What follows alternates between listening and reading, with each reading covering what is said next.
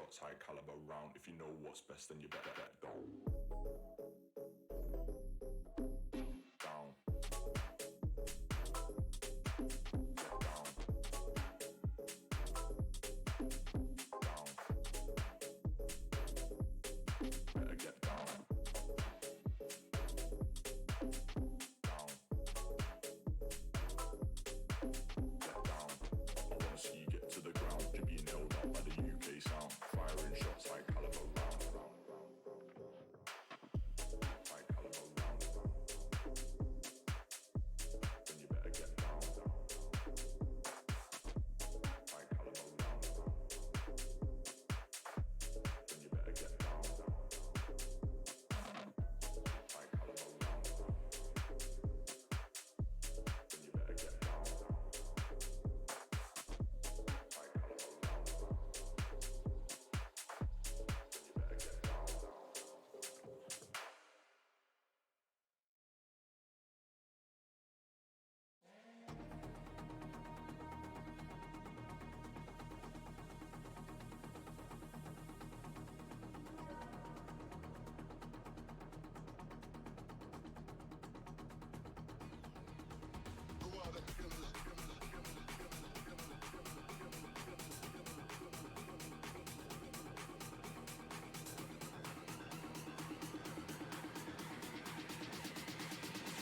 Dead man, always a dead man.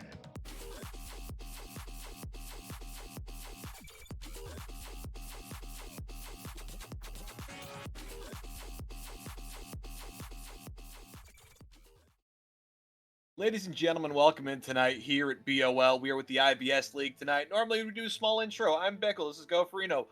We were told this was a 15-minute delay, but apparently CB and Subatomic Gaming didn't get the message because they're already into draft. So we're heading right into this. We've done first round of bans, second round of bans, and picks all around. Just looking at the draft we see so far, what are you thinking, Goferino?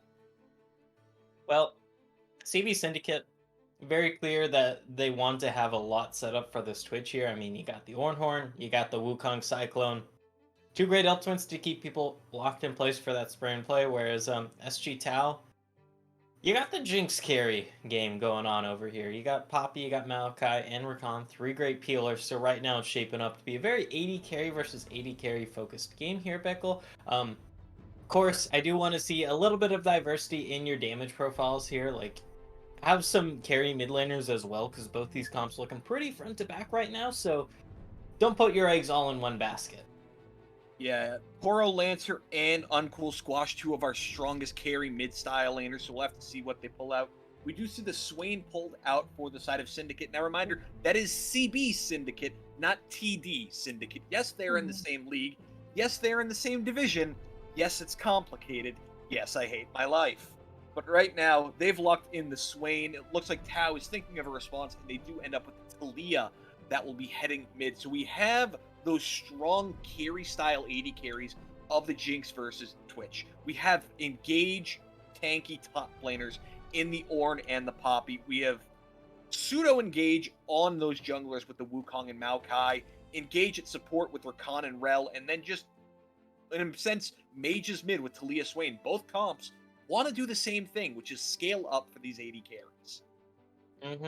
Looking at CB Syndicate, it's very clear they're setting up for a little bit of kind of an AoE wombo combo here. It's not the typical AoE wombo combo where it's like you land 3 or 4 your key ultimate abilities and then all of a sudden the enemy team just vanishes. No, it's like, hey, we're just gonna wombo combo you in one place while we have a Twitch spraying away, and then the Cyclone and the Demonic Extension should just be finishing you on off here. SG Tau, on the other hand, though, Bicola, still much more leaning in towards this Jinx carry angle. You do have the Talia in the mid, which has respectable damage and will, definitely be a threat, but it is looking like it is the 80 carry versus 80 carry show tonight on the Rift. Really is something to note. Tau and Syndicate right now both sit at a 2-1 match score. Both won week 1, lost week 2, and won week 3. So very similar trajectories for these squads, but they've kind of taken different routes in a sense. For Tau, it has been that 80 carry story with the mid laner there as well. It's been the Uncool Squash and Queen Frost show. Whereas for the side of Syndicate, they've more opted for solo lane focus there with what Poro Lancer and Kermit have done. So it's interesting to see them pivot a little bit to put the spotlight onto Scout. They're giving him the Twitch and saying, you know what, it's your turn to carry. And Twitch is a little bit of a make or break champion because you do have that very weak laning phase pre six. But once you get the spray and pray, it's such a game changer when it comes to engages or just any fights in general here, Bickle. So that's what the scout's gonna really want to do in this lane, just survive until 6, and then you can just be such a menace because you just go invisible, then you yell out hi or I was hiding, and then you pop the ultimate and you should hopefully pop some fools, depending on how tanky we see some of the itemization go on this top and jungler here from Tao. That tends to be the case of what you want to go for with the Twitch, which is what surprises me a little bit with the fact that Google Mop has pulled out this rel. When you see the rel, you tend to think aggressive laning, pick potential up front, but that's not really what you're looking for with the Twitch. With a Twitch, I'm thinking much more enchanter backup, something like a Lulu, something like a Yumi, but instead, they're going all in with this pick. In a sense, it's pick versus pick with these comps alongside with the backlane threats of these AD carries. And these AD carries are gonna have some pretty damn huge targets on their head here, Bickle. So hopefully they also get peel from their supports here. I know as a Recon player myself, and then also Rel, both those champions absolutely love going in. They do have fantastic peeling abilities, but it's really hard when your mind's telling you no, but your body is telling you. I forget how that song goes, but you know. Your mind's telling you no, but your body's telling you yeah. The pure definition of Lee syndrome there. And really, it's going to be on the likes of E-Man, Star, and Rocky to just peel for this Jinx. Queen Frost needs to be the one doing the damage. And when you have so much engage from the Maokai and Rakan, you're always looking to go in. But it's so important also to peel back, to get that Rel and to get that Rel and Wukong off of your backline, to save the Jinx and Talia. Because if they're not there, you're not going to kill it. Yeah, so gonna be a nice edge this game for both ADKs to say the least. There's some pretty decent peel tools here, especially on the side of Tao. I mean, basically every champion here can peel for the Jinx, realistically speaking. You have the Ward to Ground, just stopping dashes. You have half of Maokai's kit. You have the Keeper's Verdict here. And then the Rakanbo, just to lock people on up. So you definitely have methods to keep this Jinx safe. It's just, will it be enough here, especially if the CB dive is able to get pretty far ahead with some kills early on? Very much agree with you there. So we're both looking at these AD carries, seeing how they can get ahead, how they can get snowballing. I think to set that up, we're going to have to look at the junglers. Bardo and Rocky are going to be the ones to set up the early game, to get somebody rolling, and I'm going to be watching both of them to see if they can get their AD carries. Bardo is going to have a little bit of a rougher time early on if you're trying to force ganks, since as Wukong, if you don't have a red buff, you're really relying on that Cyclone for ganks. Thankfully, you have a lot of CC in your lane, so maybe Bardo can make it work here, especially early on. It's just gonna be a little bit of an uphill battle. Whereas, if you're Maokai, you just flash Twist Advance on them, and it's like, yeah. It doesn't matter. Scout's going to go invisible. The second Rocky hits that W on you, he's coming straight towards you, and there's nothing you can do about it. Yeah, sadly, you can't dodge it. It is point and click. You can cleanse it, though, if you do take cleanse or the scimitar here. Oh, Lord. A little bit. But I do agree here, Bickle. The junglers will be able to make a lot of magic happen early on. Especially because you look at topside here, that's obviously going to be pretty passive here. Most likely just going to be tank versus tank. Grass Spores there. Mid lane, you definitely can make something happen here, but probably going to want some more levels in your mid laners. Whereas bot lane, we've been kind of hyping it up this entire time, Biggle. Like, these are two very AD carry focused compositions, and if you're able to get the Jinx or Twitch ahead here early on, that's going to pay dividends for your team, because you're also putting the enemy AD carry behind. And with Tao opting into that Talia, you're really going to have to see how Squash can use that Weaver's Wall once he hits 6, if there is going to be those roams down bot to try and get a numbers advantage on a fight. But really, it all comes down to execution in the end. So I got to ask you, we see the comps, we see the players. Who do you favor coming into game number? I'm leaning towards the CB Syndicate's composition here. Unless they fall super drastically behind and their ultimates for the Wombo Combo AoE lockup just don't really hit, they should be having a pretty clear game fight here, Bickle. I mean, you go in, you pop one ultimate, it'll lead into the other ultimate. It doesn't really matter which ultimate you start with here. You just got to get one of them going in the chain here, and hopefully people will be locked up on the enemy team for like 5 or 6 seconds while you have this Twitch just firing away. So lean towards CB Syndicate's side. That's completely understandable. I like a bit of what Tao is going on. I think Jinx, with, for some reason, her recent buffs, is one of the strongest AD carries in the game right now. I think Rakan is one of the strongest supports in the game right now. I think Maokai's perma-broken, especially in this IBS scene. He provides so much CC as a jungler. I really like what Tao has going for them alongside some comfort of theirs. I think Syndicate absolutely has the tools to take this, but I think the burden of execution is on. That's something we'll have to see, though, Bickle, once we get into game, though, so don't go anywhere. Don't touch that browser. We'll be back in a jiffy once we're done with the Spectator delay, and we'll catch all you gamers here on the other side of the Rift and Spectator. See you then.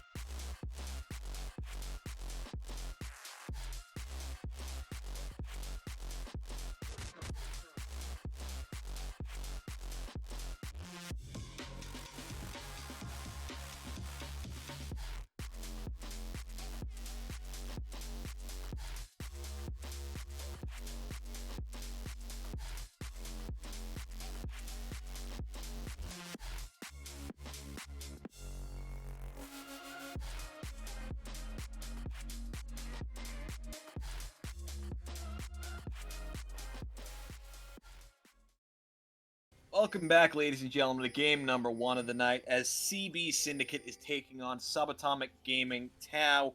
We are here after game 1's draft into the Rift. We have a 5-man stack coming up early as Syndicate may be looking to use Rel early here to look for some potential picks, but an early ward will catch out this roam. So that means Tau's going to be playing back pretty soon. But they just get the early ward down. Also, shoutouts to CB Gaming for the raid. Appreciate the love. Hi, CB. Hi. Thanks for coming. Well, you guys already came. One of your teams is here. I know you guys got a couple. Either way, though, What's your other two no teams aggression playing? level Why 1. aren't you streaming? All right, we stole your producer. Sorry. Yeah.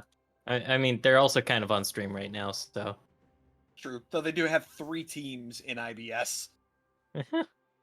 They got a few teams elsewhere as well. Either way, though, Yeah. nothing's really going to happen level 1 here since that invade was spotted out. And we got a bit of a deep ward, though, placed here from Tau towards that blue buff here. So gonna spot out the start from the CB Syndicate jungler. Curious to see how this bot lane camp pans out here because you got Google and the scout just sitting in brush here.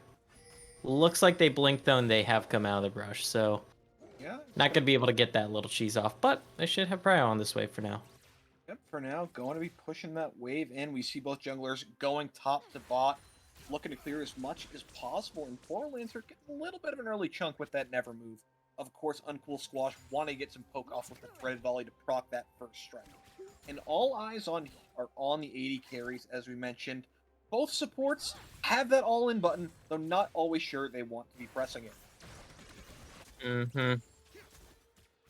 Sometimes you got to take a chill pill on pressing the go buttons here, so not gonna see it right now.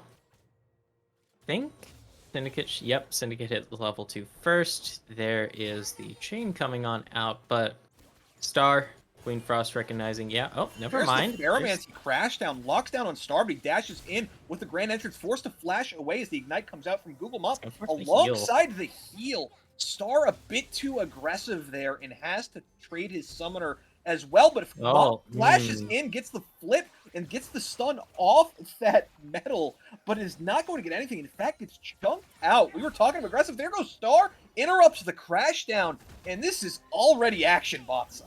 We got Rocky pathing bot here. And Rocky's already here. Looking to get there, and there's good There's the Twisted Band. But the beautiful usage of that Attractor Pell to interrupt Rocky getting behind to get the Bramble Smash means that Scout is going to be okay, not having to burn any summoners. Right now, bot side, that was Rocky's flash. Yeah, just looking across the map here, it only cost CB Syndicate Google Mops a flash to ignite, and on the other side, I mean, Star's down to flash, Queen Frost is down to heal, and Rocky used the flash, so a net positive in summoners here for the CB Syndicate bot lane. Google Mop gonna be looking for another all-in here. Would be a little too adventurous though, not gonna lie, since you would be way too far forward when we can see what that wave is looking like right now. No blood has been shed though on the Rift. Well, okay, there was blood, but not fatal amounts. Skeletal Crab is going to be picked up by Bardo there. He had his bot lane rotating up. And that's something else to note, is when Rocky was going for that gank, Bardo was still farming, so he does have that 2-camp clear lead at the moment. Just a bit ahead, and Bardo does come mid, but Rocky's there as well. Advance. Going to get a few autos back, uses the Bramble Smash to knock him away, and just auto-traded back. Google Map gets the lockdown. There's the dash in from that Grand Entrance. And it looks like both these bot laners are just trading abilities back and forth, trying to get some damage out. Mop looking for an all-in here. Off that mount up. Google Mop is low, though. Queen Frost trading back with those Fishbones autos. Mop is low and may have to leave here, but so is Star. That Ferromancy is back up. The Tractor Pell stun is available if they ever get engaged upon. Google Map, though, really low at the moment. Yeah, Google Mop, needs to recall here. Both these supports playing quite the dangerous game, to say the least, Pickle. Going on a low health, you don't have a flash to get on out. Neither of them have died yet, but I have a feeling one of these all-ins is going to be the tipping point where somebody's going to drop on one of these sides, whether it's you having the successful all-in or getting a little punished for a zesty all-in remains to be seen. Getting a big chunk up top, forces out the flash of Kermit, That means E-Man some good advantage at the moment. And at the moment, small CS leads building up for the side of SG Tau. Yep, CS leads across the board right now, Pull back, except in gets that the jungle. stun off that unraveled Earth. Not going to get much off, though. Poor Lancer does get the pullback with that never move, but looks like nothing's really going to happen out of it. Both junglers content farming. Rocky looking potentially topside, but is spotted out by the Sword. And with this bot lane crash, it looks like Star and Queen Frost are going to be content taking the reset. Meanwhile, never mid lane, move. This Bardo is should- there, has to Okay. burn the flash, as Bardo is caught by the unraveled Earth. The stun is there, but Squawk plays it safe, flashes out. Uncool Squash does have to be careful here in case another never move comes out. It is a bit of a cooldown. Sapling being dropped in mid lane does kind of show. Okay, Pull good back, work to there's a Earth. dash in off the unraveled Earth. Bardo forced to flash away, though, as Rocky is there. Good usage of that unraveled Earth for the stuns. Meanwhile, topside, we see their heroic charge get a bit of a stun. And E-Man really winning these trades against Kermit, using that Buckler auto passive to his advantage. E-Man probably going to want him back here soon, though. He got the wave pushed into turret, and Kermit's really too low to, like, hard shove this. So, you can back here, replenish your mana, which you definitely need comes all down, in. bot side, Stars interrupted, using that Battle Dance to try and get Queen Frost out. There's the zap, catches onto the Scout, and autos are just being traded once again bot side. Yep. So, Mount Up is they're coming going in. back in here. There's the flip, knocked up by the Grand Entrance, and everybody's just going to walk away. I just need to stop talking about this bot lane like something's going to happen, because it never does. I mean, things are definitely happening. No one's just dying. Either way, though, 7 minutes in, almost 7.5. Nothing's really happened in terms of the first potential objective lead in this game, whether that's first blood, whether that's first dragon. It's been you kind of mentioned all Dragon, calm. and it may be CB Syndicate hearing you and looking towards it, as we do see both junglers down in the area at the moment. Cryo in that river at the moment is going over to Syndicate. Yeah, just gonna be grabbing control of the river here is Syndicate. No real setup for the objective just quite yet. I figure either they want to wait for level 6 on this bot lane here to have the much more powerful dragon team fight, or get a gank off or some sort of pick here, just so you have the man advantage. But as it stands, they don't really want to flip this first dragon. Not a huge deal. Not really. Dash under the turret with a heroic entrance. We see autos coming out, using that steadfast presence to get out of the last tower shot. E-Man nearly picks up that kill there, but Kermit playing it cool. Yep. Kind of has to play cool, though. You don't have the flash to get out of here. I mean, you got Call the Forge God. That's probably what you'd have to use here. A bit of a roam coming into the bot. Weaver's Wall is available for Uncool Squash, and they're not spotted yet. Okay, there's the Weaver's Wall. There's the Weaver's Wall, and they're on to Scout, but Bardo is here. There's the Attractive Pell stun alongside, but there's a big Cyclone coming in, and Scout is just pre-firing. Rocky will fall to the Brel, and that means the rest is just trying to run away, but there's a beautiful Vision of Empire. The flash in with that Demonic Ascension is going to be enough to take down 3. 3 for nothing going the way of Syndicate, and the play Tau was looking for does not come out their way. Great counter gank there by Bardo Jr. And Tau just kind of overcommitting a little too much there, or they weren't able to finish off targets, which is a bit of a big deal, Bickle, because nobody died in that gank, even though they initiated that, even though there were some pretty low health members. We saw the Scout drop pretty low, even got hit by that worked Earth, but not going to be enough here. Oh, all right, you got one in return. We take that. Rocket from Queen Frost will pick up the kill onto Scout, meaning, yes, the dragon goes over, and yes, they get 3 kills, but that means Tau at least gets something, which they're happy about, but obviously not happy about that play in general. Funny thing is, because that Super Mega Death Rocket was being used to try and steal the dragon, and it's like, all right, sure. So take what you can get. Meanwhile, looking in these lanes, we do see CS leads building up for the side of Tau. Top laner has been left on an island, and with that, E-Man solidly built up about a 20 CS lead. But of course, as we get later, with those masterwork items, with the Call of the Forge God, Kermit is forever going to be useful on this war. Mm-hmm. And hasn't died, so hasn't been really losing any XP in this top lane. You see a little bit of a level differential here, but it's not too much. So you're doing fine. You haven't died. Had a few extra backs that you probably didn't like. You know, you're down some CS, but it's manageable. It's fine. Exactly. Nothing too terrible at the moment. Herald was picked up a little while ago by the side of SG Tau, so an objective for objective trade kill still in the advantage of Syndicate at the moment. CS leads going the way of Tau, and with that, despite the 2-kill lead, gold relatively even. Yep. Gold kept even because of those CS leads, and also we got a few turret plates picked up here. Looks like one in the top side, one in the bot side, and might be one in the middle here. Can't really see with the champion icons right now. Either way, though. Sway and move. We need to. Nope. Still 5. Still 5. Okay. So those little turret plates, you know, helping keep the kill differential much more manageable. In fact, completely manageable here. Bit of a gank in the mid lane, though. Bardo coming in, burns the Cyclone, but flashed away. Squash manages to get out to safety. That is flash for ultimate. Meanwhile, bot side, we see Cool Mop go for that crash down. Nothing going to come out of it, though. Dash in with the grand entrance there, but is caught by the Attract Repel stun. Auto's coming out. There is the Magnet Storm pulling him out. The quickness tries to disengage as Star is running away, but that rat-a-tat-tat spray and pray takes him down with a Contaminate in the end. Scout picks up another kill. Mm-hmm. You gotta be careful with that Magnet Storm because it brings you in and also lowers your resists, which makes the Twitch sting all the more here. Fickle, and now 4-1 in favor of CV Syndicate. Still, and now it's a pretty negligible gold lead. In fact, you wouldn't really call it a gold lead by most metrics. Either way, though, gotta establish a bit more control over this bot lane and get a recall in. See if it's mythic here.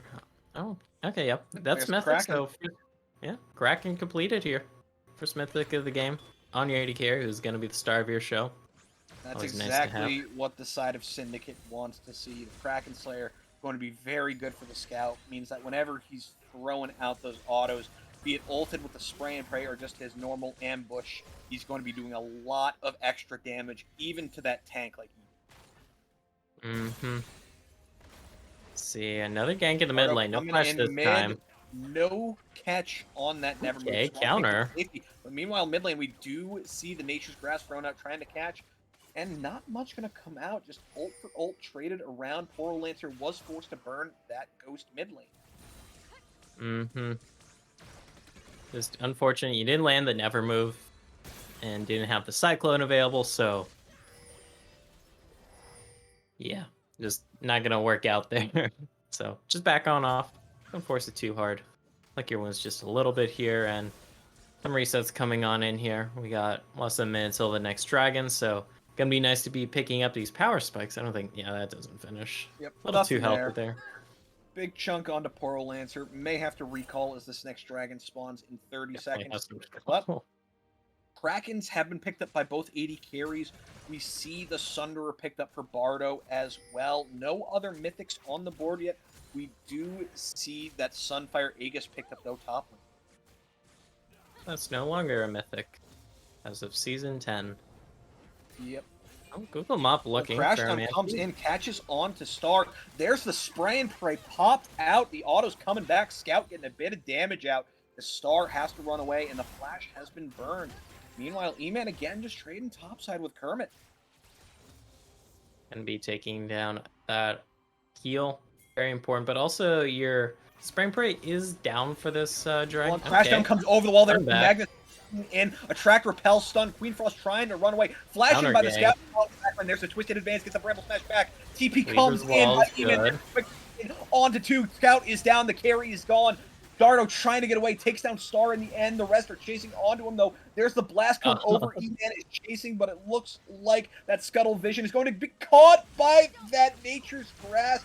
and that is Rocky catching him, which means that a kill Okay, goes that's back my to the player. ascension. There is Oral Lancer trying to get Google Mop, trying to run away as E-Man is caught in that demonic ascension. Rocky tries to knock him away. The stun comes in. He dashes You want to be in. standing in Gets this, that buddy. twisted advance, and there is more healing and damage coming out from the Oral Lancer. In the end, 2 for 2 going across.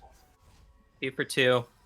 You are going to be losing some damage on this top tower here. Neither team's going to be taking the dragon as well. There's a 3-0 sway now, which is pretty scary, but it's also 2-0 Jinx. That can be a bit of a problemo here if that spirals out of control any further. Yeah, and that looks like it could have gone a lot worse for the side of Syndicate. Scout went down early in that fight, which means it should have been Tao's run over, especially with the numbers advantage. But it looks like the side of Tao just over-chased a bit. Over chasing, and then you're kind of all just sitting in the Swain Demonic extension AoE. Like, when poor Lancer presses that R, this is already a 2-0 Swain, like, well, was already a 2-0 Swain. You don't want to be sitting in that, like, just get on out of there. Stay out of that zone, let that wear on off, and then you can look to finish the fight on after. Wrecking control being set up, though, by CB Syndicate. See if they do force it. There's the response from SG Tau, so it won't be uncontested if they do start this, and you still have a half-health Poor Lancer here from that last fight. Exactly. He is half health, but Demonic Ascension almost back up. Big things to note. Ulti's back up on the board. Speaking of ultis, the Nature's Grasp is popped, looking to try and chase down onto Pearl Lancer, which forces out the Ghost. Nothing going to come out of it, though, and that means that SG Tau looking to pivot onto this dragon, but care from below. We see Google Mop ready to go in with that Attract, Repel, and the Crash Spring Down. Prey is ready here. Oh, in comes the big Crash Down. Catches 3 with that Attract, Repel. The Cyclone knocking out many, and it's just ripping apart the Scout, taking names. Meanwhile, in the back line, look who's back at Tomorrowland, who has that Demonic Ascension, and it's just Star trying to run for his life. Meanwhile, topside, E-Man stepping out. Bot side, it's 3 for nothing, and likely the Dragon going the way of CB Syndicate. Yep. So CB Syndicate, that's a huge just punish by them, recognizing, hey, you guys are kind of all standing in the pit. We have this Swain here flanking. Power Lancer will be able to finish anyone on off that does try and escape. So let's just go on in, and AoE goes off. You have the Spray and Pray coming through. That's a lot of damage, and now it's 9-3. You got yourself the dragon, and this gold lead is creeping up to a bit of a noticeable point. Not a complete tipping point, mind you, but it is a sore spot.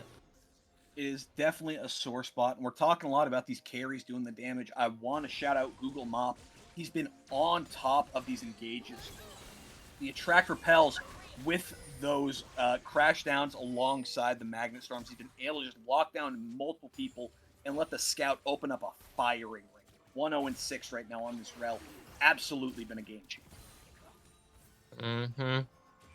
And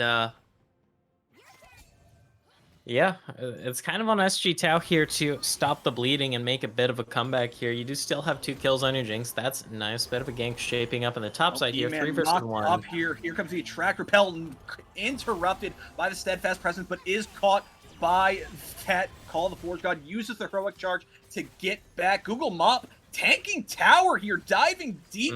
He's going for him, caught by that Nature's Grasp. Rocky here to save the day. Looks like they're going to keep chasing. Kermit, no mana, but it looks like they decide to back up. E-Man, not enough health to continue this chase, especially with the Scout ready to open up some damage. Pops the Steadfast Presence just to get himself away. Meanwhile, bot side, it looks like Queen Frost and Star just trying to put some pressure onto this tower, as is Uncool Squad. Yeah.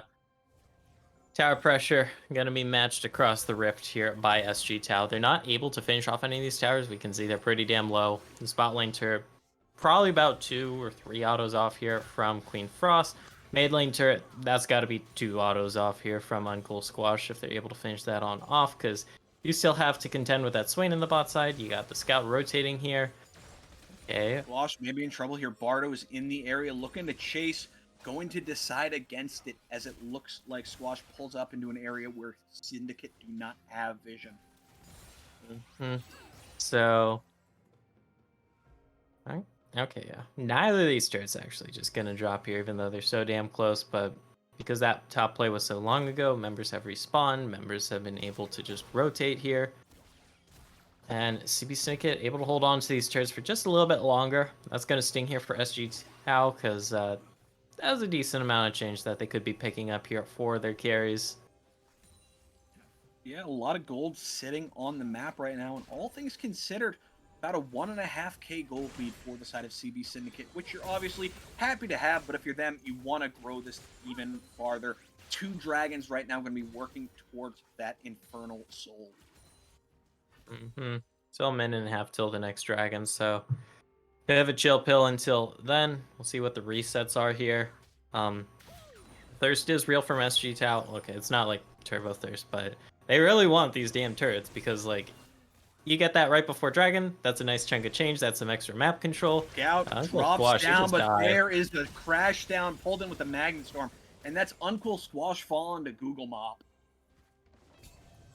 Just a bit disrespectful there of the engage and the CC that Rel has. That might just be... Rel's not a champ everybody sees too much. You may not be used to what she's doing. But I have a feeling SG Tau is going to remember what Rel does for quite a while after this game. Yeah. I mean, you can usually remember, like, okay, Rel has some pretty powerful engage here. Maybe not the specifics, but, you know, you hop in, then there's the Magnet Storm. Just disrespectful from Uncool Squash, because they walked up way too damn close there, and it's going to cost them their life. It's going to cost them this tower. It might just cost them the dragon, too. It's still 30 seconds until that, but you don't have position. You don't have pry over this dragon. You know, the scuttle is already down. You're going to have to fight the vision. You're going to have to walk into the enemy vision here. Not an easy sell for SG Tau, but you also kind of don't want to be giving up this soul point here. No Rock in a hard position, place, to say the no least. vision, not a situation you want to be in if you're Tau. Good poke there coming out by Squash, trying to get themselves into this river. Good pushback too on the Bardo Jr. as the damage is coming out.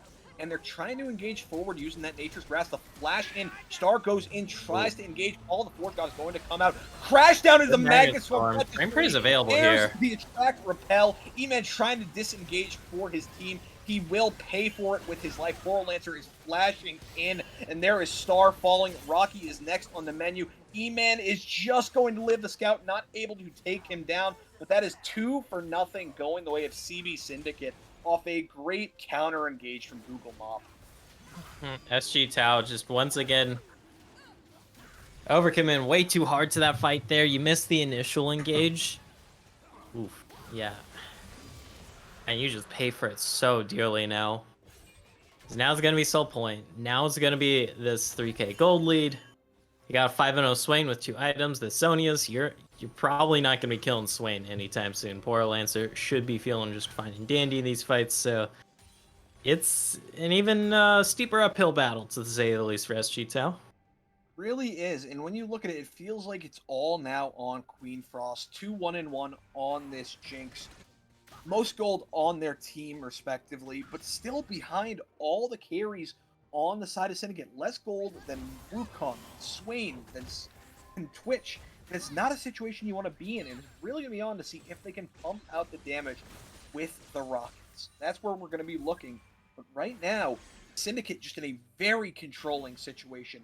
4 minutes away from what could be an Infernal Soul.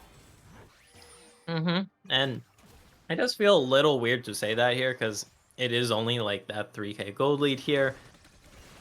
But Syndicate, they are just kind of in control. Feels like Pickle. Like, they've been winning all the team fights. They've been dictating how the map moves, how the map shapes out. And SG Tau just kind of feels like they're falling a little flat. Bardo's there, but Rocky's just going to walk away. And like you mentioned, the gold lead feels like it should be much larger with how these objectives, how these fights have been going. It feels like Tau has the advantage in laning, but when team fights break out, it's all Syndicate. All Syndicate. And that's got to be like the lowest objective bounty goal difference I've seen in a while. It does account for the dragon differential, which is why it's coming in at this point. So there's your objective bounty, picked up bot side. Yeah. You know, an extra 50 gold across the map. Hey, you take what you Feels can pretty get when you're Tau. Yeah. Yeah. Like, I like objective bounties. I think they're good. I'm right You there know, with you. these I think little they're pick very me ups. useful. Okay, this should. Oh, Star, maybe in deep trouble here. Uses the Grand Entrance, trying to dash away. Call the Forge God is going to come out. Uses the quickness to try and disengage. The Nature's Grasp will peel away as the Bramble Smash gets him out of danger, and there is the Keeper's Verdict used to knock away Bardo. And that is some big ultis burned from the side of Tau just to try and disengage. And that means CB Syndicate's going to call this and say, you know what? You burned a lot. We're going to go to Baron. yeah, and you can't realistically contest this. Have fun doing that. Rocky does not have flash, so you'd be relying on a blast cone, which is not present. And you are going this much more squishy utility. TP coming map in. there. E-Man does not want to give this up. There's Rocky with a twisted advance in. Weaver's wall coming over. E-Man has to flash to get away from it. But their these two, carry though. isn't here. Jinx isn't here, and the scout is just firing away. And that just seemed like a targeted int in a sense. No damage there to follow up the engage of Tau.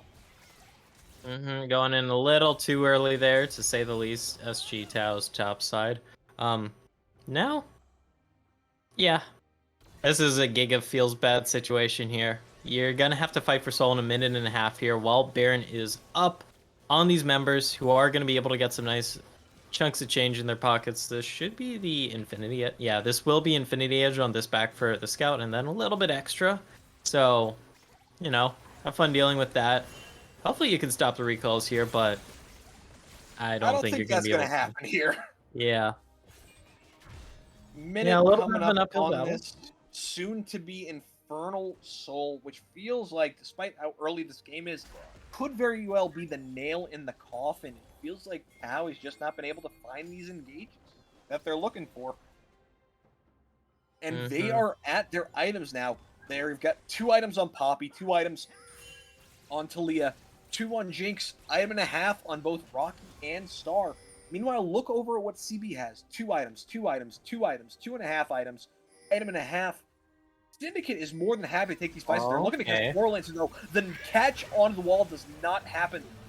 4-man onto him, but over the top there is the Magnet Storm, followed up by the Call of the Forge God. The Cyclone is here, and that's just a disengage. The side of Tau tried to find a pick onto Poro Lancer, but it does not go their way. 3 members fall. That's going to be a free Infernal Soul going over to CB Syndicate.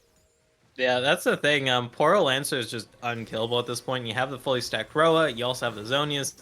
You even got a Giant's Belt in your pocket. You know, you're not dying. You got what? How much health you got there, Poro Lancer?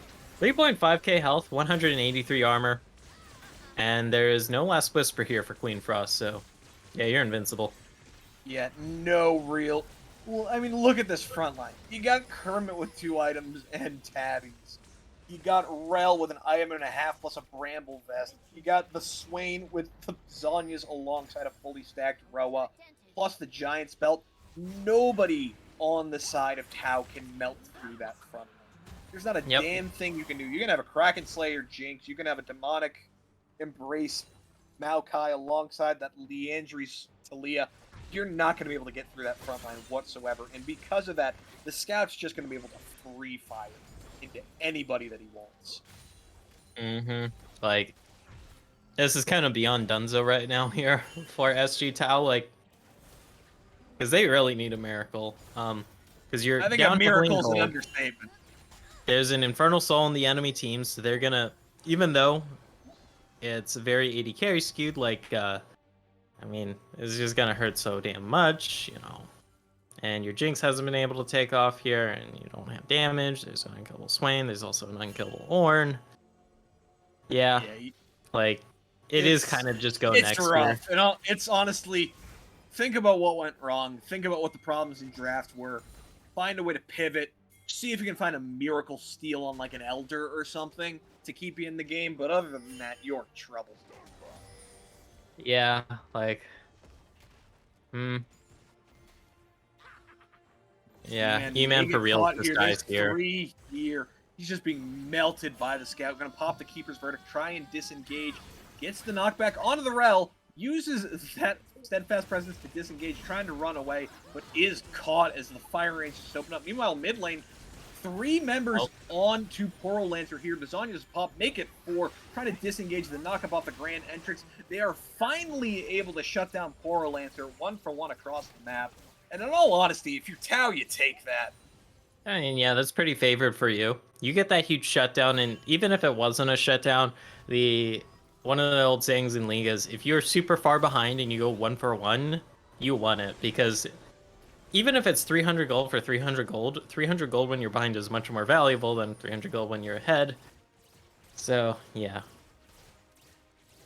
Very much is. We see 3-item Twitch right now to 2 items on this Jinx, working towards what is likely going to be the Infinity Edge. And really, so many item spikes coming in for CB Syndicate. They're just in a complete and utter control right now. Mm-hmm. Even see the Anthema's chains coming out for Google Mop. That's going to give them a lot of tankiness. I have a feeling that's going to be targeted at Queen Frost, so taking even less damage Queen here. Frost at the moment. Oh, Lord, you can hear me sneeze on stream. I don't know why that came up. You're all I guess good. we'll Baron something up on my in notes. 45 seconds, and just CB Syndicate has complete control around this area. Mm-hmm. Like, I'm just waiting for the game to end at this point. It's just a matter of formality. Probably going to be one more big team fight, or the Baron's going to be grabbed. Then there's going to be one big team fight, and then the base gets broken. It's getting a little dicey here. If SG Tau is going to win this fight, it's going to have to be off a whiffed There's engage. Crash down, and there comes Definitely a whiff. Man trying to disengage for his team. Nature's Grasp comes out. Star goes in, hits 3 with the knockup. Weaver's Wall separates off, but Scout's instantly gone. So is Rocky. So is E-Man. 3 for nothing in an instant as the Scout is just firing away. Google Mop tries to continue the chase, but that just means Syndicate's going to peel back and take a free Baron Nash. Mm-hmm. Free Baron. Yep. Yeah, there we go. I mean, what can you do? Like, if you're Tau right now, do you just say, FF, go next? What are you talking about in game? I mean, yeah. That's kind of the angle here, if you can, like... You've been needing a miracle for, like, the past, like, 10 minutes at this point. And... by now, it's, like, at the point where you need, like, a miracle and a half or maybe 2 miracles. Because it's not just if you get one 5-0 team fight, then you're able to, like... You're going to need multiple 5-0 team fights. Yeah, like, you're still going to be super far behind. You're going to need to ace them to remove their Baron. You're going to need to ace them to get the Elder. And even that's still not enough to get you back into this game at all. Yeah, so... we'll see. We'll see. Can't be fully pessimistic here, but we can be realistic. Exactly. And, you say realistic pessimistic, is- I say realistic. Yeah, like, realistically speaking, this turret's done for. Like, these meatballs just walk on up, and then you have Scout being able to free fire, or, you know, have a cannon minion do all the dirty work for you. You got all your Ornn items here, except for Poro Lancer, funnily enough, by the looks of it. It's been called Okay, there's the Ornn horn. They're just looking to get in there. Knock up onto Rocky. The Weaver's Wall will separate. Scout takes a lot of damage in that backline. Caught by Scout might die here. He does get popped in the end by E-Man. He does fall on a 1-for-0, but Poro Lancer still full health. Pops that Demonic Ascension. Chunked down a lot. Has to pop the Zanyas. The GA comes out to Bardo. And there's a crash down with the Magnet Storm. E-Man trying to run for his life alongside Squash. That is 3 instantly falling. Squash gets caught by that Magnet Storm Retractor Pell under the tower. Bardo trying to just get more damage out. Squash trying to defend. Bardo dashes in. The flash comes out. Tower and Squash take him out. E-Man and Squash, the 2 solo laners, last man standing, as Poro Lancer still full health. 2 for 3 going the way of CB Syndicate in a fight that looked so good to start for SG Tau. They popped Scout and got the GA, but the wallets are just too big for CB Syndicate. Too big indeed. And because keep in mind, that was a 5 versus 4. Bardo Jr. wasn't in there until the latter half of that fight, I believe. That, and also, like, the big difference maker, though, was Poro Lancer just, like, yeah, you guys are all standing in my AoE. Google Mob going, yeah, let me just Magnet Storm them so they do all come back in your AoE. E-Man, bit of E-Man a... just trying to run. It should be fine He's fine at the for moment. now. Exactly, for now. Queen Frost back in base, waiting on that last bit of gold to get to IE, but Elder is up, and any fight that occurs right now is just an instant loss, as we do see an engage come in. Google Mob is out there, but Call of the Forge God is there. Not going to catch on anybody, but Star is caught by that Never Move, and that is a big engage tool off of CB, though in all honesty, it doesn't exactly matter. It'll be interesting to see what exactly the side of Tau is going to be trying to do. Hey, We see Bardo Bardo looking and for the Scout flank. on the flank at the moment. There is the Nature's Grasp trying to engage, or in this case, disengage in the back line. Bardo is Great there. flank There's here the by knockup Scout. coming in. Google Mop again is there's the firing range. Scout just opening up. That's a triple. That's a quadra. He's looking for the penta on the squash, and they're looking to chase him down. Actually, Scout says, fuck the penta. I want the game. Oh, okay, that does land. See if it is the Penna. Oh, Now, I poor think Lancer minions wants to might save steal. it. The Scout's Watch the coming. heal. He's running. He's running. And poor Lancer Okay. says, sorry, Scout. You're not getting it that easily. That's going to be a 5-0 going the way of CB Syndicate. And alongside that, a convincing game number 1 victory. Mm-hmm. Was relatively close-ish to begin with. Because the gold lead was pretty even for a while, just a small lead, but CB Syndicate, they're in the driver's seat here, Bickle. It all started off with that 3-0 in the bot lane. You're just getting your carry snowballed ahead, and it kind of felt like they were never in any real danger of losing their grasp of this game. Yeah, they really weren't. They got their advantage in the team fights. Yes, laning wasn't going their way, but they didn't care in the end because they were just winning these fights. I praised them in game. I have to praise them out of game. 4-1-21 for Google Mop on this rel. My personal MVP of the game so far. Yeah, really just set up a lot of the plays there with those Magnet Storms, with those Pheromancies, and huge props to them. He Especially in outdamaged lane. his Wukong. Yeah. He almost Outdamaged a lot of people Frost. from Cal as well. That, looking at the stats across the board, that tells the story of the match right there. Queen Frost, 17k damage on Jinx. Rel, 16k damage. I mean, if your Jinx isn't able to output the damage, there's nothing you can really do. And in Queen Frost defense, the game had snowballed to a point where once they even had the items, there wasn't much they could do. Squash doing their best to just poke away. But the side of Syndicate just had too much engage, too much chaining, and like you said, they were just able to run these team fights. Yep. So we'll see if SG Tau is able to make a rally back in this game number 2, or if it's going to be a 2-0 here for CB Syndicate, because that was a pretty convincing game number 1, but it was kept pretty even for a while for a reason here, and SG Tau, they definitely have a shot at this, and I want to see what they do in this game number 2 here. Yeah, that's really the interest of everybody across the board. Of course, that going to game number 2. Just an update for everybody else. Tenebris Esports Aeon took game number 1 against SG Neutron. CB Clowns took down Mystic Cats Red in game number 1. The RPM, Revolutions Per Minute, pulling off an upset in game number 1 against the Sunset Ravens, currently the other undefeated team. Tectonic took down Renegades in game 1. Glacial Omen takes down the Bunnies. We just saw Syndicate beat Tau. Kaizen takes down Dusk in game number 1.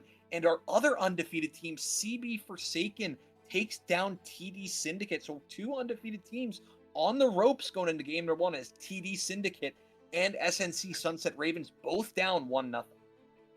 Mm-hmm. But of course, those are the other games of the night. At the moment, we are going to head to break while we get our draft set up and our lobby set up for game number 2 here between CB Syndicate and SG Tau.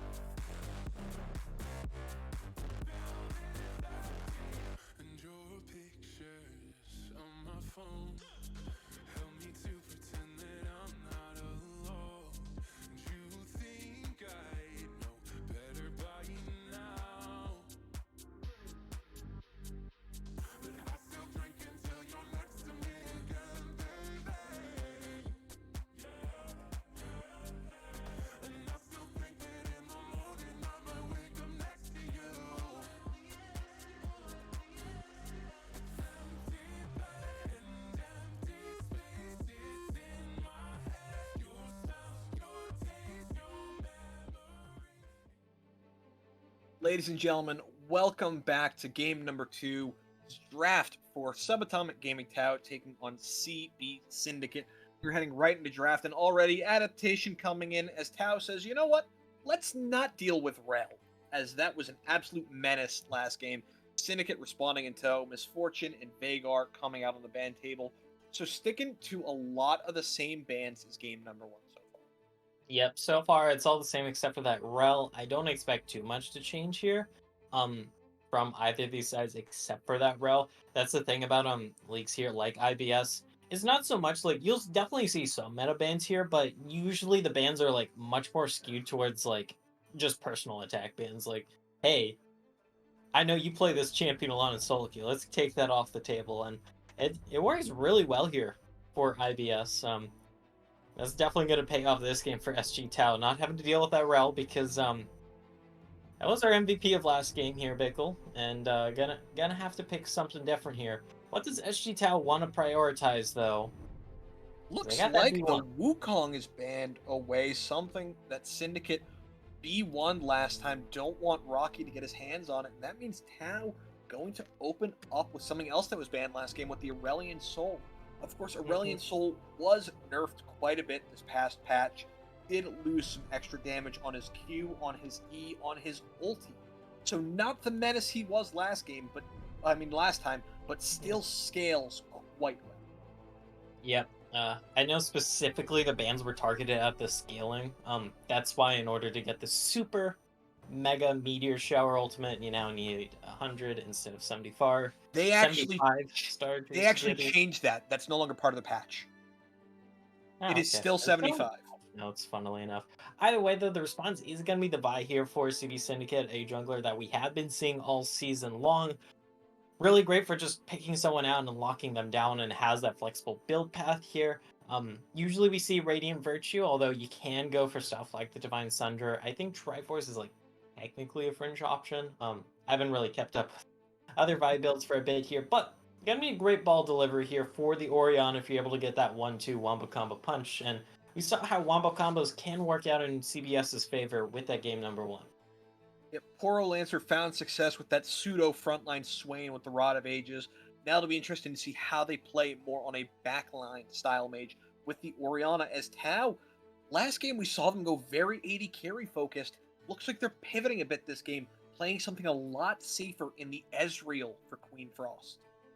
You have to be wary though, because Ezreal can be like pseudo counter picked in the bot lane. There aren't like hard Ezreal counters because you just have Arcane Shift to get out of your bad matchups and your key to farm from range.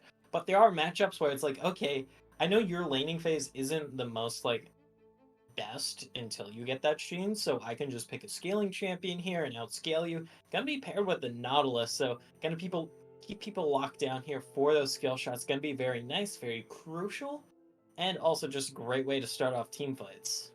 Yeah, what that screams to me is roaming. I have a feeling Star's not going to be spending too much time bot side with his Ezreal. Instead, looking to get around this map, maybe pair up with Rocky a little bit. But Syndicate answering with the Malphite. Rock solid coming in, likely heading up towards Kermit. Meaning that bot duo of 80 carry support, something they found a lot of success with last time, saved for the second phase of bans. Second phase of picks. Syndicate banning away the Poppy that E-Man found success with into that tank horn last time, saying, you know what, you were good with Poppy, what else can you do? Yeah, just going like, hey, you know what?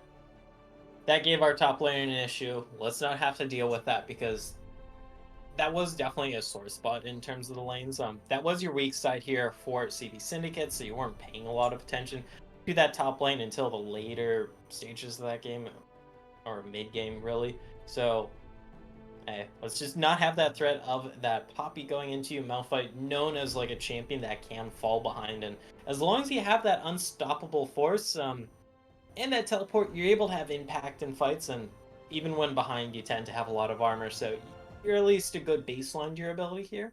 So nice little safety net, and of course it pairs well with the Oriana, because that's another ball delivery system, another wombo combo tool.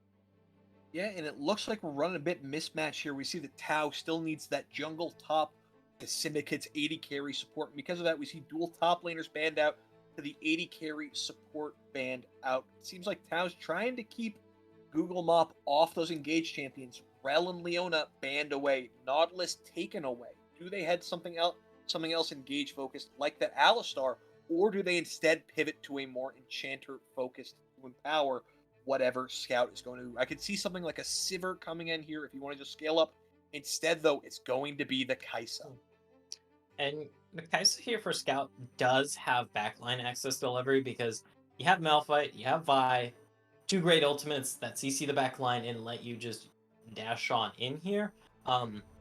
Is going to be dependent on what you pick on the support though, because Kaisa almost always picked with engage supports here. The Nautilus is not on the board, neither is the Leona. So we could see that Alistar you were talking about here. There are a few other engage supports. Rakan does come to mind. That's not on the ban list.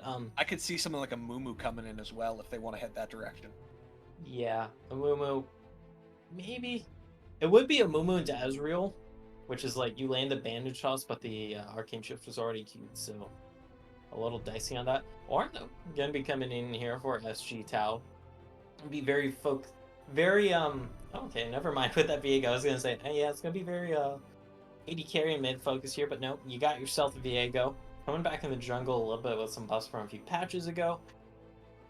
You're going to do well into the buy here. I'm just curious how easily you're going to be able to get the resets in these fights here, because you have two diving buddies, but not the biggest burst onto the back line here outside of that Fallen Star.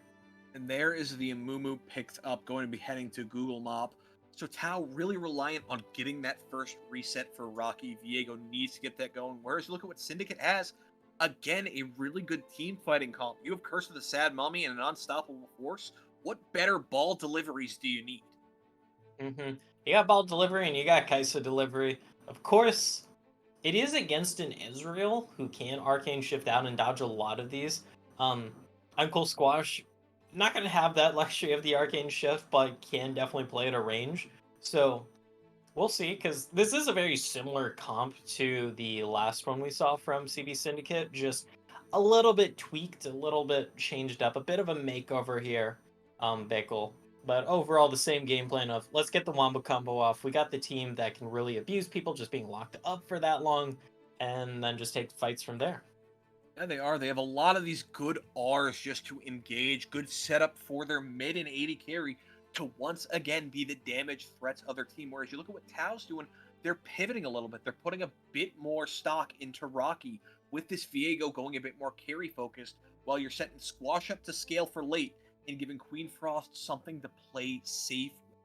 Really, I feel like this is all on Rocky here if Tao wants to succeed.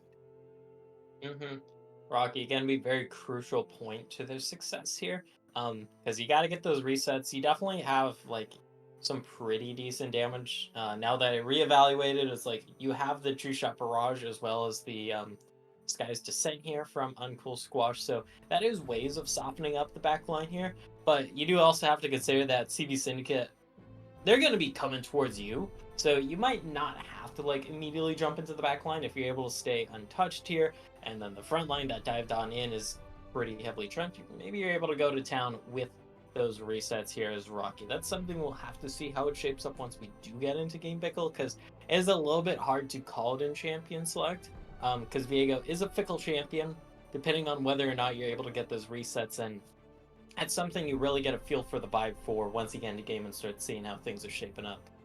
And something Syndicate did so well last game was getting onto the back line, using their CC and engage and winning these team fights. If you're Tau, I'm really curious to see how Man and Star in particular with this Ornn and Nautilus are going to be able to peel for the team. As like you said, Syndicate once again wants to come into you, and you need to be able to disengage, because when you weren't last time, you fell behind, and you fell behind. Yeah, definitely did not work out last time. I'm guessing that's why we're seeing a much more diversification of damage profile here from SG Tau. You got Rocky, you got Uncool Squash, and you got Queen Frost, all of which who can be carries for your team. Maybe not as hard as all the eggs in the Jinx basket, mind you, but last game the Jinx basket was not really able to take off. Just kind of stalled at the starting line, or a little past, You got a few kills there, but just wasn't enough. And might be similar to this game here because CB Syndicate have quite the beefy front line. They really do, and because of that, it's really going to be questionable to see who's going to be able to shred through that. Do we see a more crit style focus from the Viego, or do we instead see that bruiser style Sunderer build we become used to? Ezreal, of course, has pivoted more towards that Essence Reaver Navori style. Do we see the Roa for tankiness out of Aurelion Sol, or does the big beefy front line merit something like a Leandries instead? Those are all questions that Tau is going to have to answer. So I'll once again throw this to you. Who are you liking? Because I'm a big fan, once again, of what Syndicate's bringing to the table. They're sticking with what they found success with, and I think they're going to be able to wrap this up in the team. That's definitely my feeling too. Just looking at their comp, it's like it worked out pretty well for you last game. You know, you're changing up everybody in your composition, but fundamentally you are playing pretty damn similar here. And if it worked last time around, it should work this time around. The biggest question mark is SG Tau. How well are they able to just kind of stifle this? Because if you're not able to get the insta burst down with this composition, it's not like last game where you had Scout on the Twitch who just pops a spray and pray. That goes on for a while. You're still auto attacking people. Kaisa, much more of a bursty AD carry. So if you're not able to get that relatively quick burst, and then you have this Viego from Rocky starting to get a reset or two, things do start to go south pretty quick, I feel, in these team fights here, Bickle. Definitely, and if Tau is able to kite back, the side of Syndicate, their comp is actually really short-ranged. When you look at Kaisa, not the longest range marksman. Orianna, really dependent on her ball placement. And other than that, you got 3 people that's entire job is to go in. And I guess you could also say 4 as well here for Scout as this Kaisa, because typically you want to just rocket into the backline, get that Acathian Rain Q fully charged on one of the squishies in the backline. Might not be seeing it as much this game because it is going to be maybe a little bit more tricky to assassinate the backline, but either way though, that's going to be the big question mark when we do hit the rift here in just a few minutes. Bickle. Absolutely is. And with that, we are into our spectator delay. We're going to take a quick break here as we get onto the rift for game number 2 of CB Syndicate taking on SG Tau.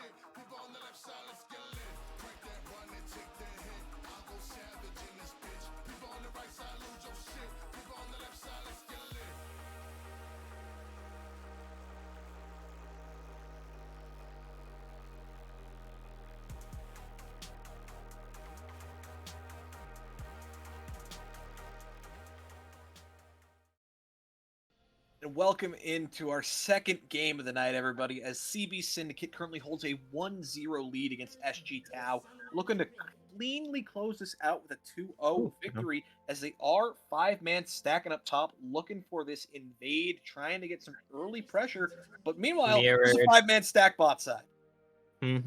So, no one's going to meet each other here, unless we see a really, really long stay. And it looks like the SG Tau, they're kind of setting up for the counter 5v5. Whereas CB Syndicate, happily invading there. They drop a bit of a deep ward. You're going to have an idea of where this Viego or Rocky does start on out. And similar to the last game, nothing really happening level 1, even though there was a chance. Looks like Tau expected the 5v5. They just picked the wrong side of the map. Or CB Syndicate picked the wrong side of the map. True. You know, basically somebody picked both wrong. ways. Yeah, depends how you look at it. Either way, any skin connoisseurs out there, you may notice Queen Frost running the new Fairy Court Ezreal skin. Of course, great colors on it. Always love to see what the new skins are bringing out. But did Ezreal really need another skin? So how Riot does it is like they have because capitalism is a thing, and you have to. I know it always just makes the me shareholders. sad. So what they do is like, okay, let's have some popular champions just always get skins, and then that lets us give slightly more oddball picks some skins every now and then. Granted, it is also Riot Games. You know, they kind of make a metric ton of money. You know, All the money. Only one of the biggest gaming companies on earth. So now everybody just farming up, trying to get themselves some extra gold, get themselves towards those level 2s. For it. Bandage toss lands. There is the glacial. Obviously, the slows coming in. Double bandage and the dredge line away. Heal forced out to trade for the ignite mid bot side. That is some for some, but Star is low. Already having to burn his pot. Both their pots here. Mid lane here. Look who's here. Bardo is here. The Squash has no idea. There is no lockdown from that Vault Breaker, so the flash is forced out by Bardo, but the autos are enough to take him down with those denting blows. Yep. A little bit Pega there. And Bardo missing the Vault Breaker on a stationary target. Maybe thinking that Uncool Squash would start walking away there. Happens to the best of us, so don't worry. Still get first blood in the end. And you can look to snowball it here as this fight just a little bit. Your team a little further ahead. A big chunk of damage from that Breath of Light proc damage. But right now, Bardo obviously happy getting themselves first blood. Uncool Squash not going to miss too much as they do TP back into lane here. But obviously, Poro Lancer and Bardo really going to be happy with what's going on. Poro Lancer probably wants to back pretty soon here. You're just staying on the tier with no pots. And you have teleport. Exactly. If you want to, just do a command dissonance on this wave. Although they use it to try and get harassed down. Just kind of like try and turbo shove out this single wave, then you can go back and teleport on in. Opting not to do that. Get as much damage as possible onto Squash, realizing they have the TP advantage. But Bandage Toss lands bot side again onto Star, who's going to again get popped and forced to flash away. Dredgeline not going to catch Scout in the end as the Arcane shift forward. Queen Frost trading some damage back, but Star just getting abused in this bot. Bandage Toss again lands on to Queen Frost, who trades some damage back. Dredgeline lands onto Scout, forced to flash away. The exhaust is popped alongside the cleanse for extra move speed to get themselves away from that exhaust. In the end, though, trade goes to the way of SG. Well, knock up topside off that searing charge, and Kermit is taking some autos here. The rest damage. Flash with that brittle. Not enough flash for flash traded. E-Man again taking early advantages up topside. Kermit having to blow the flash there. Searing charge almost finishing off spell fight. Does get out. Should be able to back here. Get some potions. Get a refillable. Alright. No potions here, okay. This is similar to what we saw happening last game. We saw the side of Tau take advantages in the lanes, get farm advantages, get push advantages, but when team fights came around, that's where Syndicate shined. I'm just Kind of salty here that Kermit didn't grab some pots, because Who you know it's pots gonna be don't heavy give trade. damage. Right. But you're kind of getting out traded here, and you know that's just gonna be a bloody back and forth. So why not get it like a refillable in boots here instead, or refillable in cloth armor if you want? And just gives you so much extra leeway and so much extra value. But oh well. You'd think, but apparently not. Meanwhile, Because E-Man does have that TP advantage. Obviously, being Ornn can just build items in lane and not lose too much. Squash getting some vision, dropping that pink, getting some vision onto Bardo, who's just obviously going to clear out that pink himself. As Star is roaming around, we do see the Astral Flight coming in as Bardo is extremely low, but Scout's coming in. Flash back, Dredgeline does not catch Scout, gets caught by that bandage toss. Instantly forced to flash away, but Poro Lancer is now here as well as Rocky. Shockwave will take down Squash as Poro Lancer picks up a kill for himself.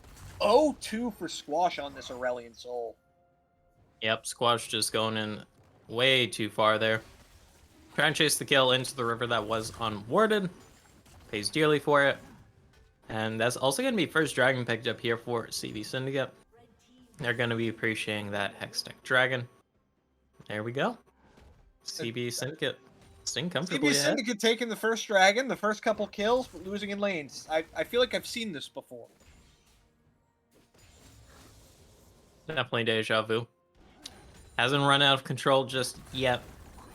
But you really want to stop this bleeding right now, because you saw what happens when you let that wound fester for a while. That's called last game. Vanish toss going wide, bot side. E-Man just looking to farm away, a bit lower on health. Kermit, though, using that mana to trade back and push this wave in, maybe looking to get a crash. Is E-Man more than content to just sit and farm away? Both junglers currently in the top side area. E-Man gets some damage back. Rocky does blast cone over the wall. What's the call of the Forge God there? Looking at this. Hey, knock up from there. Auto's coming in. The Brittle is available. And Rocky flash in with that Spectral Maw. Rocky picks up a kill. And that's one of the big members here for SG Tau that you want kills on. Rocky able to get their first one off the back of E-Man. Putting so much damage down in this top lane. And you can call it a kill secure, but you do want the kills going to Rocky. Vanish Toss catches Google up. He's pulled back in by the dredge line and locked down thanks to those denting blows. And Queen Frost and Star picks up the kill bot side. Staggering blows give so much lockdown for this Nautilus. And a little over adventurous there from Google Mop, like gets so heavily punished for it because of that dredge line. SG Tau coming back in this. They have to lead themselves. Rocky not gonna be spotted doing this, but Bardo definitely has a hunch here. Shockwave is there. also They know. Shockwave's there. Unstoppable Onslaught is there. There comes the lockdown from that cease and desist. Big knock-up off that Unstoppable Force with the Shockwave follow-up. Wash has fallen. Rocky has fallen. And E-Man is not long for this world as he will fall as well. 3 for nothing going on topside as CB his Syndicate takes the Herald. Okay. Yep, Syndicate just once again punishing really hard on that objective take. They're able to take the Herald for themselves as well off the back of it. You got 2-0 and 2 Vi. You put this Aurelion Soul for Uncool Squash, now 0 and 3. That's going to be quite a while until this Aurelion Soul starts actually coming online. And you're feeling pretty damn comfortable on the top side. Bot side, okay, definitely much more even, but you got yourselves a nice little lead here. You really do, and once again, Bardo is making some good moves and making some good ganks happen. Has themselves a good lead at the moment. 2-0 and 2. Okay, check at the gold. 2,200. This should be enough to finish the item on this back. It looks like it's going to be the Divine Sunday here. Can still be the Triforce if you do so, please. Or I guess if you really want to be technical, it can also be Essence Reaver with these components, but realistically speaking, you know, expect the Divine Sunder to be coming out here. That's going to be a big spike. Although, Bardo, you don't have the Cease and Desist. I'm guessing. Okay, yeah. They just want to grab this Scuttle and then back on off. Yep, they want to get control just in this bot river. Next dragon up in a minute 30. Squash trying to use this Breath of Light to just clear out the waves, get themselves some Stardust to build up that falling star, but Rocky is caught here by Bardo and Google Mop, is able to use the Heartbreaker over the wall, but You're on the wrong Oro side. Lancer is here, and Rocky just donates a kill to the mid laner. Oh, not yet. One more auto. There's the auto. Clockwork windup gets that extra bit of damage out.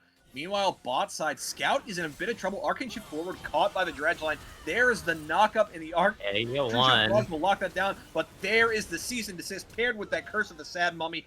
Flash away by Queen Frost trying to get to safety, as well as Star flashing away. What looked like a good trade down bot side ends up again going the way of CB Syndicate.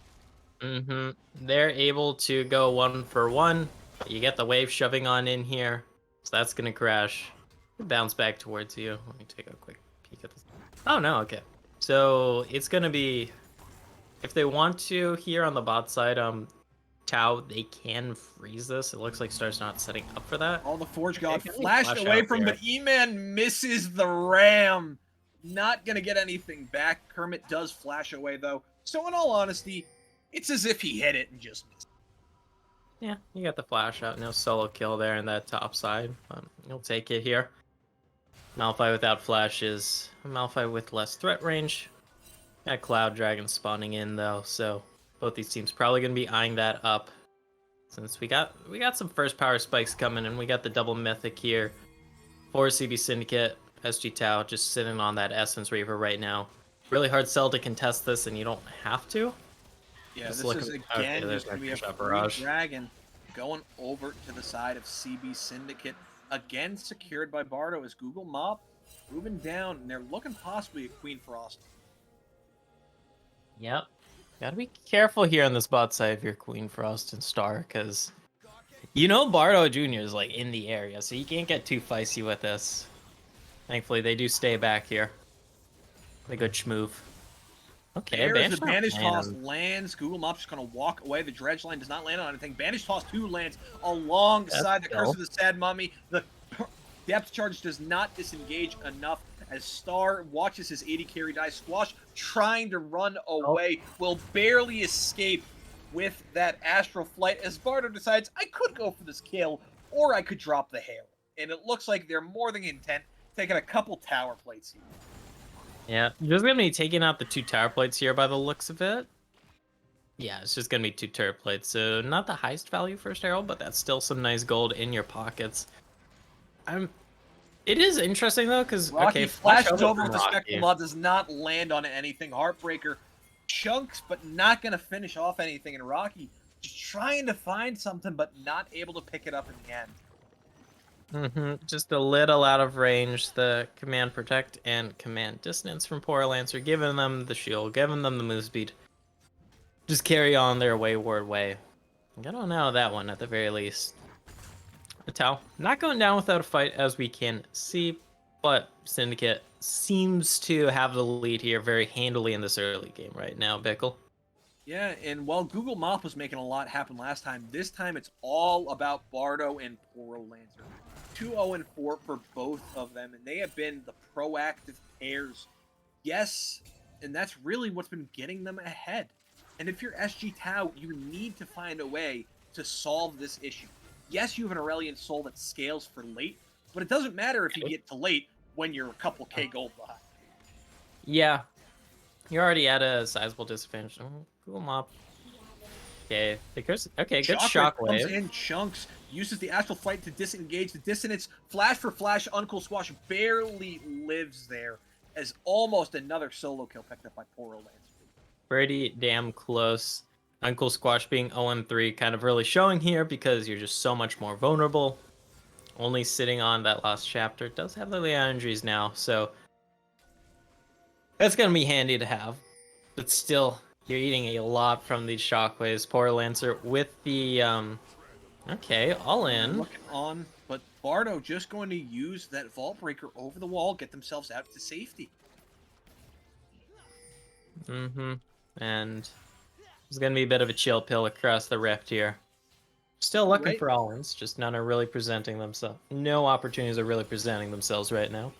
Yeah, and at the moment, 2.5K gold lead for the side of CB Syndicate.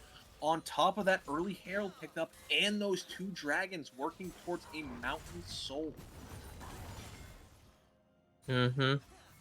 And if they're able to keep this one going here, because it's not over yet. Gank being set up in the bot side here. Pings Bit of a come out 4v2. though from Poro Lancer, letting people know, hey, Asol's not here. Be careful of the roams. Be careful of the ganks. Mm-hmm. Might just cost mid turret here because that's already pretty low. Yep, that's mid Yep, turret going down. It's just gone. And Free nothing first comes turret. out of it. Great play there by CB Syndicate. Playing safe on the roam and deciding just to take the mid tower instead. Queen Frost trying to do their best to just trade back damage. The bandage toss actually just curses how many dredge line though lands onto the scout as the exhaust is there. Oh, the Stopwatch forced stopwatch. out. Rocky is here. Shockwave tries to disengage. It's not enough though. Star is picked up by Rocky. I mean, is picked up by Flash, Star, who's looking to good catch. hook. Catches him with the dredge line, and Rocky tries to get the reset. Gets another heartbreaker there. Trying to chase. Uses the second one onto him. Pops that miss, trying to get there. Call the Forge God coming in, but not needed, as there's the Spectral Maw to pick up 2 bot side for the side of SG Tau. Yep, getting another kill on your Viego here, and no one here for SG Tau actually dropping in that, so they're feeling very fine and dandy after that one Bickle. They'll back here. You got Dragon in 20 seconds, so what does it you're gonna cost? want Because top side, that was a TP for E-Man, and now look at top side. Kermit's pushing. Bardo's there with the Herald if they want. Looks like they're going to again force down another tier 1 tower. Yep, Uncool Squash won't be able to stop this. Has to go to the inner turret here. You don't want to be here because there's an unstoppable force that just hits you. Yeah, you just walk away. You don't walk into that one. Does have the Super Skies Descend, and this is a bad place to be in as Uncle Squash. There's another charge coming in, as right now it's only Rocky and Star on this dragon. They don't have Queen Frost, they don't have Squash, they can't do this. They're backing up. They had prior over this dragon, but with Bardo rotating down with Kermit, this is going to be a third dragon heading over to CB Syndicate. Yeah. Just not having the damage there because it's Star and it's Rocky. That's a real feels bad, man. 2-shot barrage, kind of close, just a bit too late. And CB Syndicate still ahead in this one, but Frost off of the bandage toss. There is the Curse of the 7 to lock him down. Scout getting that Acathian Rain flash away, but the plasma has stacked and will pop for the Scout to pick up a kill of his own. And it feels like the story of the series has been objective control, objective control, objective control. Syndicate is on top of it, and Tau is just struggling. Tau really lagging behind in that objective game here. Haven't actually gotten a single one this game. No turrets, no dragons, heralds, so such a disadvantage to be working off from. the steering charge. It's that Riddle proc as well, as him and Kermit are just trading autos back and forth. Top laners doing their standard 1v1 shenanigans. Yeah. Brittle proc. He's a bit low. Crawl, the Forge God comes out. There's the knockup, and the Brittle auto takes him down. Solo kill topside for E-Man. Yep, good solo kill. Picked up there by E-Man. Won't be able to get anything off of this, really. Since there's only 2 minions walking into that turret right now. Just gonna recall here. Could actually push, since they are safe on this side of the map, but they don't know. E-Man just playing it safe and... No, actually staying. Okay. It's a good solo kill there. Definitely has been. He's been playing this relatively well, both lanes. Getting himself ahead in CS and in trades, getting some solo kills. It's what you like to see for E-Man, but the rest of the map has just been falling apart a little bit, and there's not too much he can do about it. And if you're the side of SG Tau right now, you're saying, okay, 3 minutes, that's Mountain Soul if they're in that position. They're up a couple K gold. Have we scaled enough that we can take this fight? And I don't think they're in a good position at the moment. They're down gold, and their Scalar and Squash is 0-3. Did end up going for that Leandries, but again, it's that jungle mid of Bardo and Porolancer that have just proven so successful for Syndicate and been a massive thorn in Tau's side. That and Google Mob just throwing out the bandage tosses willy-nilly. Porolancer with a bit of flank. The bandage toss missing means this is just going to be a disengage, but if that bandage toss lands, there's a shockwave, and you get some nice kills here. Not going to be the case.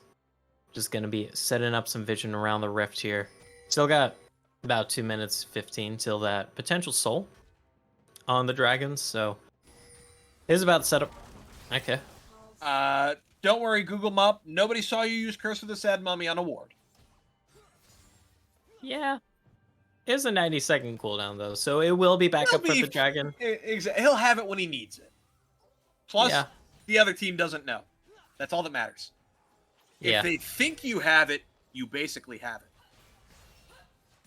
Yeah. Except for when you bandage toss in and then don't have the safety net of that. And it's like, we don't talk about that part. We don't talk about that part. yeah.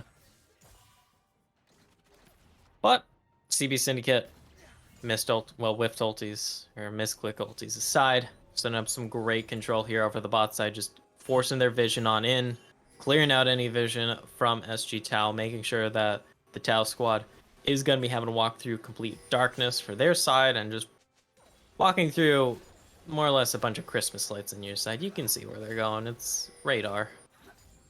Exactly. Knowledge is power here, and the vision control is so predominantly in the side of CB Syndicate. That bot jungle is not Tao's bot jungle. It is Syndicate's bot jungle. Yep. So have fun walking into there. Mantle the dragon. Now we see Star and E-Man for reals just walking on in, just going, yeah. We're getting some vision back in our jungle, but you only got that one sweeper down there for now. No extra pink wards in the bank, so still pretty damn lit up. But at least you have some lights on your side here if you're Tau. Dragon in 40 seconds, so the final resets have come in. Taking a look at the items.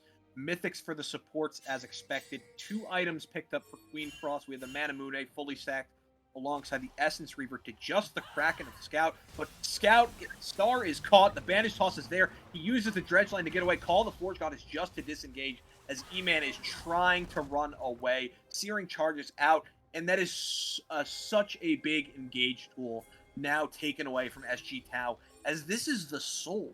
This is big.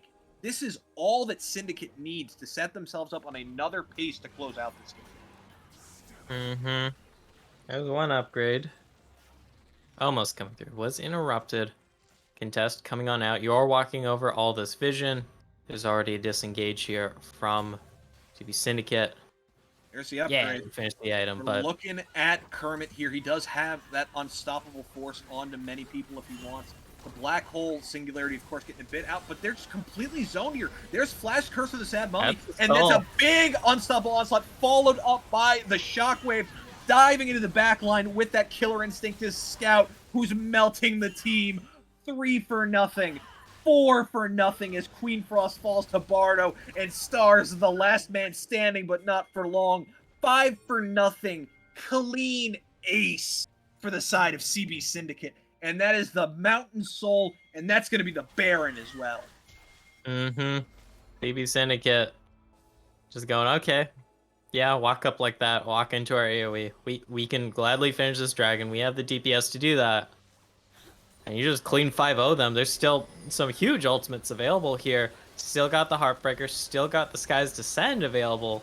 And SG Tau kind of getting caught with their pants down there in that fight. It feels like Bickle, and they pay for it. Must be Syndicate. It really does. It feels like Tau is so reliant on that Call of the Forge God as their primary engage. And when they had to burn it to try and peel Star out, that meant their way into that team fight wasn't there.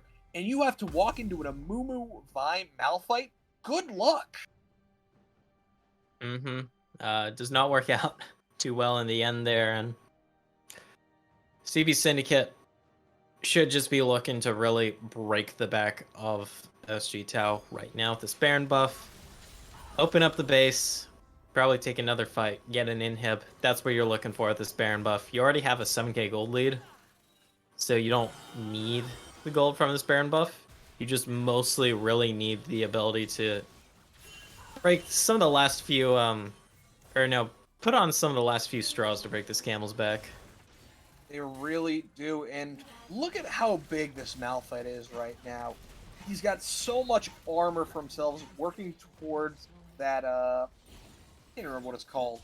The tier tank item. Thimblewinter, that's what it is. Working towards that. And really, the only person who can do any bit of damage to him is Uncool Squash. But Rocky is caught by Google Mop, gonna have to pop that hollowed path, trying to get away and just walk it out. And it feels like Syndicate setting themselves up for really good success here.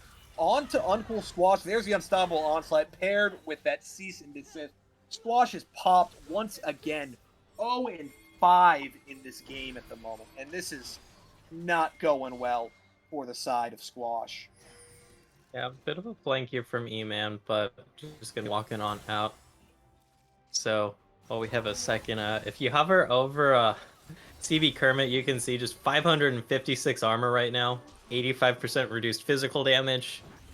Even if you have that last whisper completed into Lord Dom's, you're not damaging this Malphite. No, nobody here can touch this Malphite. It's all on Uncool Squash to be able to do any damage to him, and he's not up right now.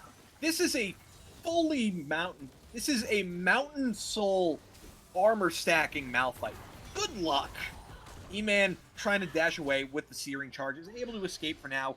Bardo, meanwhile, just pushing in this bot lane as my cat decides to walk towards my microphone. It happens. And right now, this is just CB completely sieging in and pumping out the damage. And really, it feels like Syndicate is just in a position where they can do whatever they'd like. Yep, you can't do anything. You got the siege on all sides. This turret should drop here. It's on like 1 health. Ooh. Okay, I don't know. Trying to defend, but that's a low tower, my friend. You're in trouble. Sidesteps the dredge line. Star may be in trouble. Bandage goes wide. Unstoppable Force catches onto one. Call the Force God to disengage. The skies descend. Get good knockout. But there's Google Mop with a 3-man curse of the Sad Mummy. Shockwave to follow it up. E-Man and Rocky trying to do their best, but nobody is falling. Diego can't get a reset, so Rocky will fall. E-Man is shortly after him. Star is also gone. Squash and Queen Frost are the last two standing, as 5 members of Syndicate still stand tall. 3-for-0. Got some nice work done with the Baron. The base is exposed. Yeah. That doesn't even cut through the shield here from CB Kermit. Just completely dominant positioning for the side of CB Syndicate. They're ready to call this a quick and early night. They may have delayed this series by 10 to 15 minutes, but they're looking to be the first ones done. Like, bad spot to be in, to say the least, but that is you gotta go down with the fight for the side of SG Tau. I mean, look at that. That's a full combo by Queen Frost, and he did like a quarter of Kermit's shield. Yep.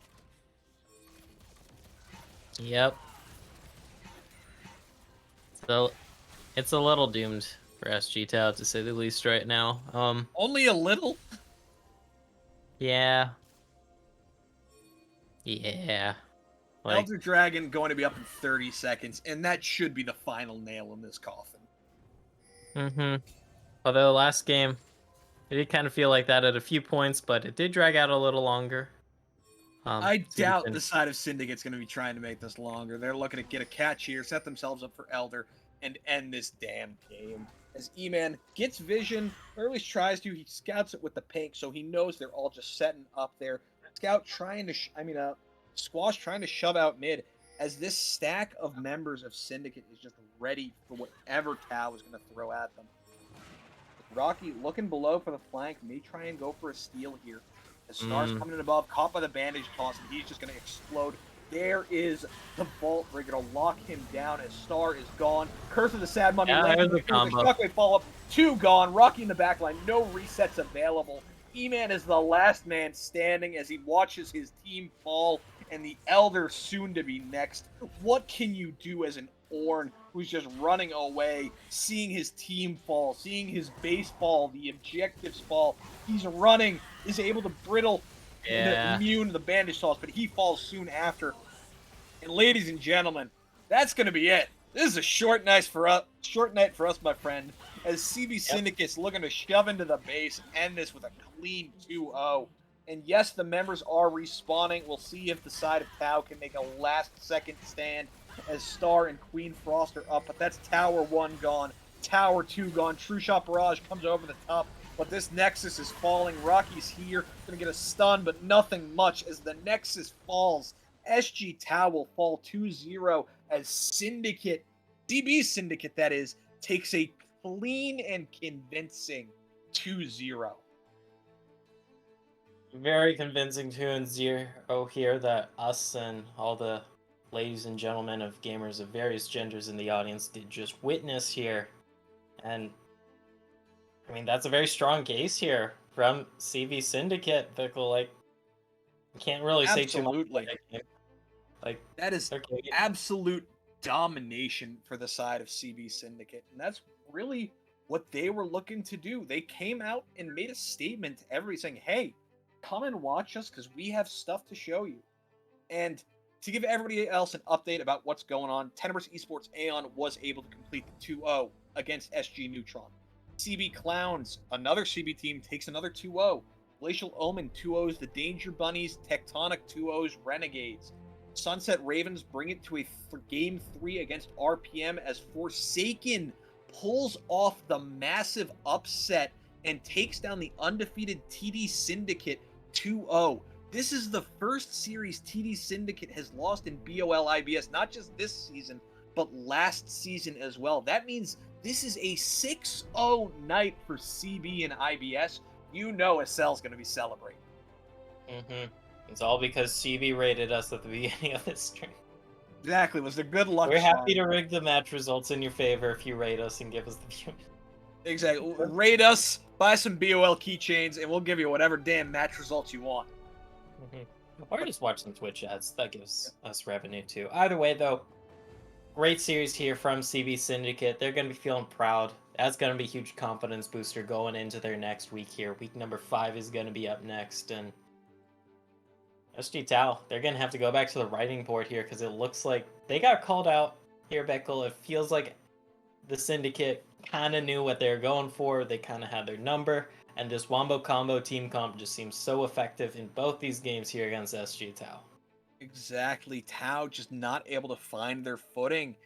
Felt like they were looking to get advantages in lanes, what they did, but the team cohesion, the objective fights just weren't there. And when it came to those 5v5s, Tau was getting picked and Tau was losing the fights. They're going to have to clean this up. Next week, SG Tau has a hell of a match ahead of them as they have to take on Tenebrous Esports Aeon, one of our top teams here in Piltover. As CB Syndicate, they get a bit of an easier ride as they take on ATS Renegades, a team still looking to pick up their first win of the season. So Syndicate looking to keep that hot streak going, whereas Tau really going to have to work on that rebound. Tau. Not the easiest road ahead of them, but there is still a road ahead of them, to say the least, in these up-and-coming weeks. But exactly, with week 4 coming to a close, we are officially halfway through the IBS season here at BOL, so teams got to start thinking, are you in playoff contention? Are you in good positioning? If not, what do you need to do? What changes need to be made? If you're a team like SG Tau, like SG Neutron, you got to think, okay, we're in trouble, we're down, what changes can be made? Versus if you're a team like CB Syndicate, like CB Forsaken, you're like, we're riding high, we're happy, we're in a great position for this streak to keep on going and carry us right into playoff. That's something we'll have to see how it shapes up next week, though, when we do come back. Yeah, absolutely. We will be back here next week with IBS once again on Thursday. We will, of course, throughout the week have some games coming in from our Masters group, our Platinum group, our Gold group, and, of course, our IBS group. But that is it tonight. I have been Bickle. Go Freno, you got anything else to say before we throw it out? Thank you, viewers. And also thank you to Pop-Tart for production. But I think you're going to shout out Pop-Tart after me, so a little jump of the gun there. No worries whatsoever. As Gofrino says, thank you so much, Pop-Tart. We wouldn't have this stream going without you. You do so much behind the scenes that nobody gets to see. We appreciate you greatly. Gofrino, I appreciate you. Viewers, we appreciate you, as we would not be here without you. Thank you very much, everybody. I hope you have a wonderful night and a wonderful weekend coming up, and we will see you again next week.